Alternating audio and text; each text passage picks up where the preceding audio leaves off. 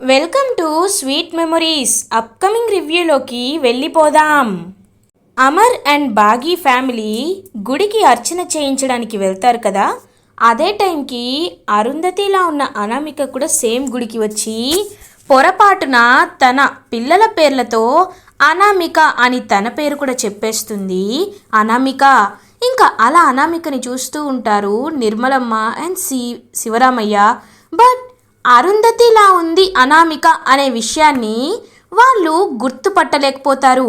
ఈ అమ్మాయి చూడ్డానికి మనకు బాగా తెలిసిన అమ్మాయిలా ఉంది, దగ్గరగా ఉన్న అమ్మాయిలా ఉంది అని మాత్రమే అనుకుంటారు. కానీ అరుంధతిలాగే అనామిక ఉంది అనే విషయాన్ని మాత్రం గుర్తుపట్టలేకపోతారు నిర్మలమ్మ అండ్ శివరాం. ఇది ఇలా ఉండగా అరుంధతి ఇంకా అలా వెళ్తూ, దేవుడా ఎలా అయినా నాకు ఒక మంచి ఉద్యోగం దొరికేలా చెయ్యి, అప్పుడే నేను వాళ్ళ ఇంటి నుండి బయటపడి నా సొంతంగా నేను కాళ్ళపై నిలబడగలను, నేను కోరుకునేది అదే అని పాపం మనస్ఫూర్తిగా దేవుడికి కోరుకుంటూ ఉంటుంది అనామిక. అదే టైంకి అమర్ అండ్ బాగి శివరాం అండ్ నిర్మలమ్మ చెప్పేసరికి అనామిక కోసం గుడి అంతా వెతుకుతూ ఉంటారు. కానీ ఎక్కడ వెతికినా అరుంధతి మాత్రం కనిపించదనమాట. ఏంటి అత్తయ్య గారు చెప్పినట్లు ఆ అనామిక అసలు కనిపించడం లేదు, ఒకవేళ గుడి నుండి వెళ్ళిపోయిందేమో అని చుట్టూ చూస్తూ ఉంటుంది బాగి. ఇటువైపు అమర్ కూడా మొత్తం వెతుకుతాడు కానీ తనకి ఎక్కడ కనిపించదనమాట. ఇంకా అలా అనామిక అదే విషయాన్ని నిర్మలమ్మతో వచ్చి చెప్తారు అమర్ అండ్ బాగి. అత్తయ్య నేను మొత్తం వెతికాను కానీ తను నాకు ఎక్కడ కనిపించలేదు అత్తయ్య అని చెప్తుంది బాగి. అవునమ్మా నేను కూడా వెతికాను, మేబీ తను వెళ్ళిపోయిందేమో అని అంటారు. అయ్యో అవునా, చాలా మంచి పిల్లరా, అయినా ఆ అమ్మాయి దేవుడి దయ వల్ల మళ్ళీ కనిపిస్తే బాగుండనిపిస్తుంది, ఎందుకో మనసు కూడా తను కనిపిస్తుందనే చెప్తుంది అని అంటారు నిర్మలమ్మ. ఇది ఇలా ఉండగా మనోహరికి అరుంధతి ఏంటి ఎంత పిలిచినా పలకటం లేదు, అరుంధతి ఉన్న సెన్స్ ఇంట్లో ఉండటం లేదు ఏంటని చాలా డౌట్ పడుతూ అటు ఇటు తిరుగుతూ ఆలోచిస్తూ ఉంది కదా. ఇంకా బాబ్జీ ఒక స్వామీజీని అయితే ఇంటికి తీసుకువస్తారు. మేడం నేను చెప్పాను కదా మేడం, ఈయన చాలా పండితులు, వీరు ఇంట్లో ఆత్మ ఉందా లేదా అనే విషయాన్ని ఈజీగా చెప్పేస్తారు మేడం, ఇదిగోండి ఈయనే అని చెప్పి పంతులు పరిచయం చేస్తూ ఉంటాడనమాట. బాబ్జీ నమస్కారం పూజారి గారు, మీరే ఎలా అయినా అరుంధతి గురించి చూడాలి, ఎందుకంటే తను ఎప్పుడు ఇక్కడే ఉంటూ ఉండేది, ఎందుకో ఈ మధ్య అలా అనిపించడం లేదు అని అంటుంది మనోహరి. ఆ అమ్మాయి ఫోటో ఒకసారి ఇవ్వమ్మా అని అంటారు. ఇంకా అలా అరుంధతి ఫోటోని తీసుకొచ్చి ఇస్తుందన్నమాట మనోహరి. ఇంకా అరుంధతి ఫోటో చూసి మొత్తం ఇంకా మంత్రాలన్నీ చేసుకుంటూ ఒక్కసారిగా ఇంకా అరుంధతి ఫోటోని చూసి తన ఫ్లాష్ బ్యాక్ లైక్ తను ఇంకొకరి బాడీలోకి ప్రవేశించిందనే విషయాన్ని తెలుసుకుంటారు ఆ స్వామీజీ. ఒక్కసారిగా ఇంకా షాక్ అయి కళ్ళు తెరిచి, లేదు తనింకా ఆత్మగా ఈ భూమిపై లేదు అని చెప్తారు స్వామీజీ. ఒక్కసారిగా మనోహరి షాక్ అయిపోతుంది. ఏం స్వామీజీ ఏమంటున్నారు మీరు, అంటే తను పైకి వెళ్ళిపోయిందా అని అంటుంది మనోహరి. కాదు, ఇది ప్రకృతికి విరుద్ధం, ఇలాంటి కర్మలు ఇలాంటి కార్యాలు కేవలం ఎన్నో కోట్ల ఏళ్ళకి ఒక్కసారే జరుగుతుంది, అలాంటిది ఇప్పుడు ఇక్కడ జరిగింది. చూడమ్మా, ఈ బాలిక ఆత్మ వేరో ఒక శరీరంలోకి ప్రవేశించింది అని చెప్తారు స్వామీజీ. ఒక్కసారిగా అది విని షాక్ అయిపోతుంది మనోహరి. ఏంటి అని అంటుంది. అవును, నేను చెప్పేది నిజం, ఈ బాలిక ఇప్పుడు ఆత్మగా లేదు, తను ఎవరో శరీరంలోకి ప్రవేశించింది కాబట్టి తనకి మళ్ళీ పునర్జన్మ అనేది దొరికింది. ఈ విషయంలో ఇంకా ఎవ్వరూ నీకు సహాయం చేయలేరు, తను ఇప్పుడు ఒక శరీరంలో ఉంది కాబట్టి తన్ని ఇంకా మనం ఏమీ చేయలేమని చెప్పి అక్కడి నుండి ఇంకా స్వామీజీ అయితే అలా వెళ్ళిపోతారు. ఒక్కసారిగా స్వామీజీ మాటలకి అలా స్టన్ అయిపోయి ఉండిపోతుందనమాట. ఇంకా తనైతే మేడం అని అంటారు. ఏంటి నేను విన్నది నిజమా? అరుంధతి ఇంకొక శరీరంలోకి వెళ్ళిందా? అసలు నాకు ఇది నమ్మాలనిపించట్లేదు అని అంటారు. లేదు మేడం, ఈయన చెప్పింది చెప్పినట్టుగా జరుగుతుంది మేడం, అది మాత్రం నిజం. ఇంకా మీ కష్టాలు మళ్ళీ మొదలయ్యాయి మేడం అని అంటారు. అవును, అది ఎవరి శరీరంలోకి వెళ్ళిందో తెలుసుకొని దాన్ని ఎలా అయినా మళ్ళీ తిరిగి రాకుండా చెయ్యాలి, ఖచ్చితంగా చెయ్యాలి అని ఆలోచిస్తూ టెన్షన్ పడిపోతూ ఉంటుంది మనోహరి. ఇది ఇలా ఉండగా శివునిని ఇంకా కళ్యాణం జరుగుతూ ఉంటుంది, శివ కళ్యాణం జరుగుతూ ఉంటుంది కాబట్టి అలా ఇంకా మండపం నుండి శివుని పల్లకిలో పెట్టుకొని అలా ఇంకా మోస్తూ తీసుకువెళ్తూ ఉంటారనమాట.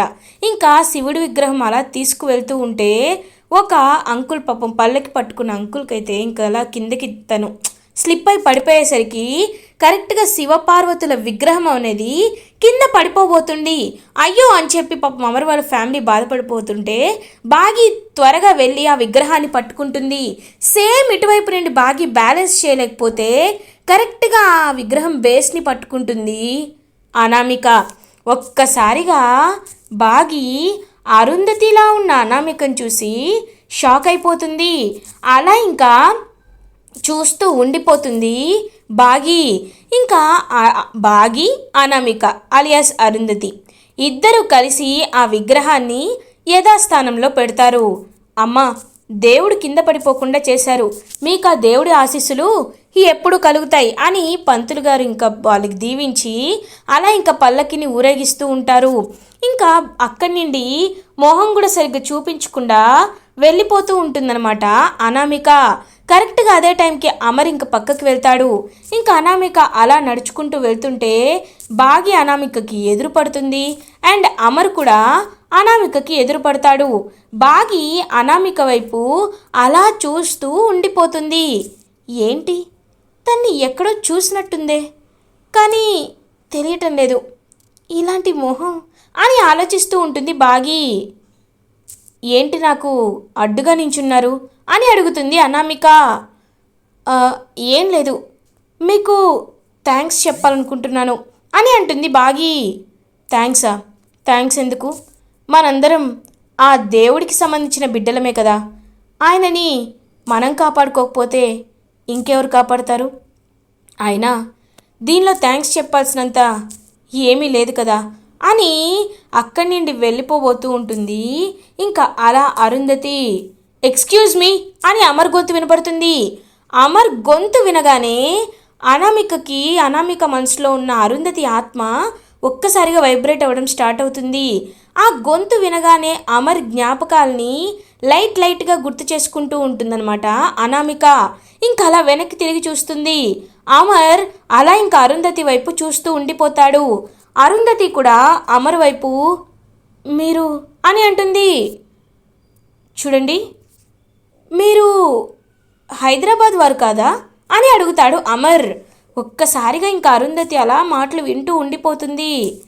ఎక్స్క్యూజ్ మీ, మిమ్మల్ని అడిగేది, మీరు ఇక్కడి వారు కాదు కదా అని అంటారు. అవును, మీకెలా తెలుసు అని అడుగుతుంది అరుంధతి. ఎందుకంటే మిమ్మల్ని నేను ఇంతవరకు ఎప్పుడు ఇక్కడ చూడలేదు, అది కాకుండా మీరు మాకు బాగా తెలిసిన వారిలా అనిపిస్తున్నారు. కొంచెం మీరు చూడడానికి నా 6 అని అనేలోపు అక్కడికి రాతోడు వస్తాడు. సార్, మనం కేర్ టేకర్ గురించి పేపర్లో యాడ్ వేసాం కదా సార్, ఆ అమ్మాయి ఇంతకు ముందే కాల్ చేసింది సార్ అని చెప్తాడు రాథోడ్. ఒక్కసారిగా షాక్ అయిపోతుంది అరుంధతి. శ్రీలక్ష్మి హోమ్ టేక్ మీరేనా అని అడుగుతుంది రాథోడ్ని అనామిక. అవును నేనే మేడం, ఇంతకీ మీకు ఆ విషయం ఎలా తెలుసు అని అడుగుతారు. సార్, మీకు కాల్ చేసింది నేనే అని అంటుంది అరుంధతి. ఒక్కసారిగా ఇంకా రాథోడైతే అలా షాక్ అయిపోతాడనమాట. అవునా, అయితే ఇంకేంటి, మీరు కేర్ టేకర్గా అపాయింట్ అవ్వాలని వచ్చారా? ఏమండి, మీరు చెప్పింది నిజమేనండి, ఈవిడ ఇక్కడ మనిషిలా లేరు.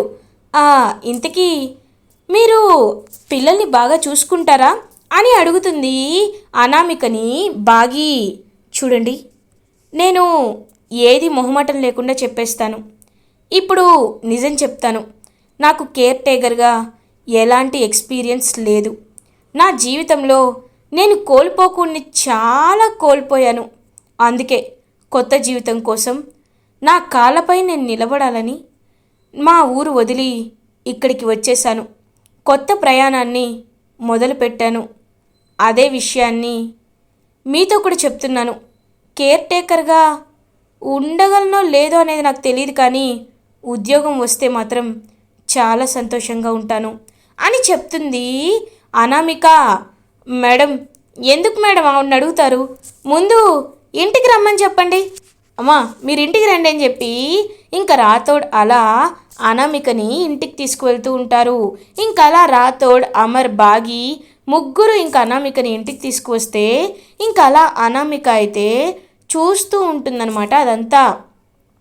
ఇంక ఇల్లంతా చూస్తూ తనకి తన ఇల్లు గుర్తొస్తున్నట్టు, లైక్ ఆ చెట్లు నాటుతారు కదా ఇద్దరు కలిసి, దట్ శంఖం పువ్వు చెట్లు, ఆ పువ్వులు చూసి తనకి గతం గుర్తుకు వస్తున్నట్టు అలా అనిపిస్తూ ఉంటుందన్నమాట అరుంధతికి.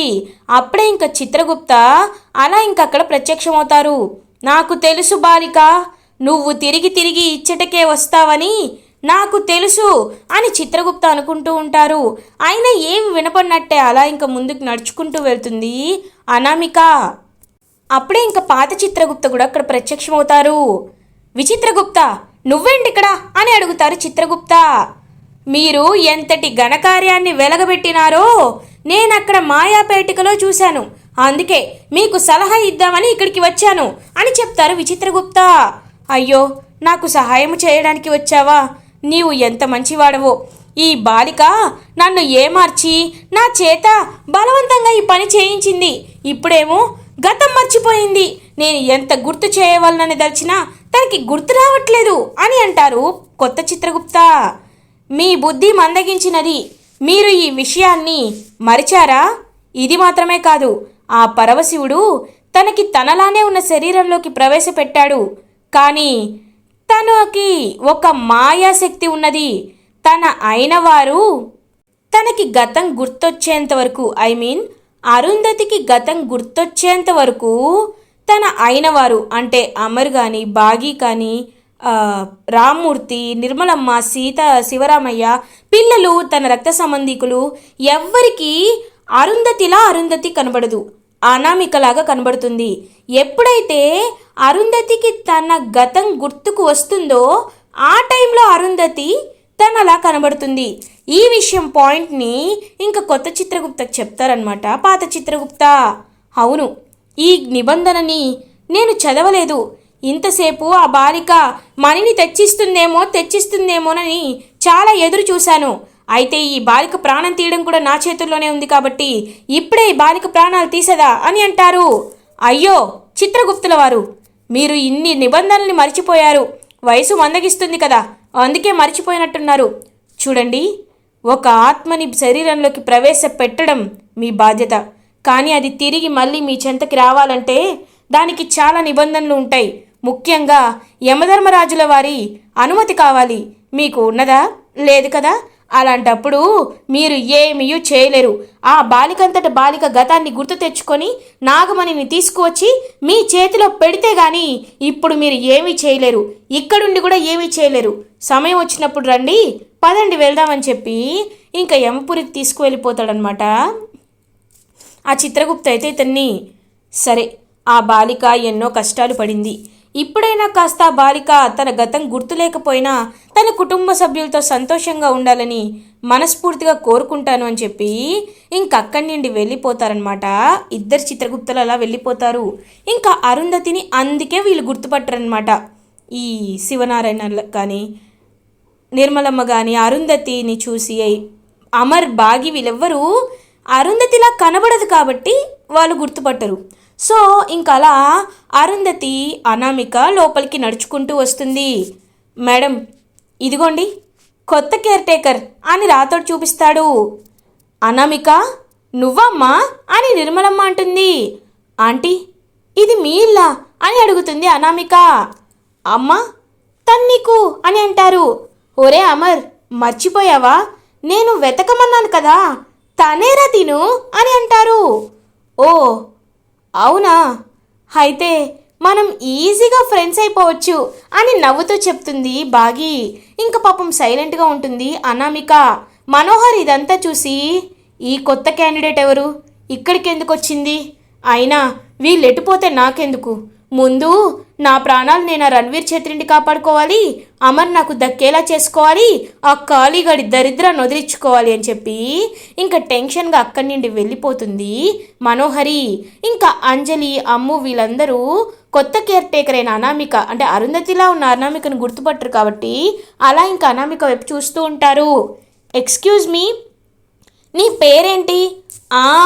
గుర్తొచ్చింది, నీ పేరు అనామిక కదా. చూడు, ఈ ఇంటికి చిన్న మహారాణిని నేనే, అంజలి.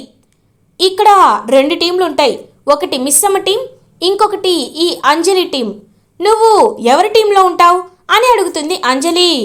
నేను ఎవరి టీము కాదు, అయినా నాకు ఇలాంటివి తెలియదు అని అంటుంది అనామిక. అమ్మా, నిన్ను చూస్తుంటే నువ్వు ఏదో బాధలో ఉన్నట్టు కనబడుతున్నావమ్మా. చూడు, ఈ కుటుంబం కూడా నీ కుటుంబమే అనుకో, సంతోషంగా ఉండు. నీ గతం ఏదైనా అవ్వచ్చు, దాంతో మాకు సంబంధం లేదు.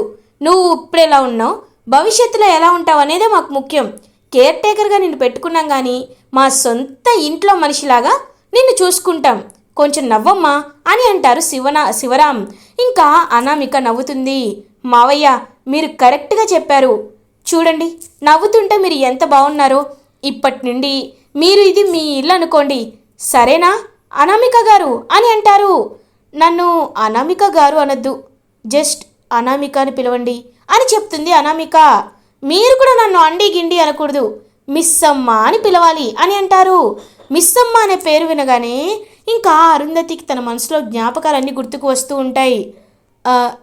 సరే మిస్సమ్మ అని ఇంకా అలా ఫ్యామిలీ మెంబర్స్లో కలిసిపోతుంది అరుంధతి. ఇలా ఎపిసోడ్ ఎండ్ అవుతుంది. ఫర్దర్ ఎపిసోడ్ రివ్యూస్ ముందుగా మీకు కావాలి అనుకుంటే మా ఛానల్ని సబ్స్క్రైబ్ చేసుకోండి. Thanks for watching.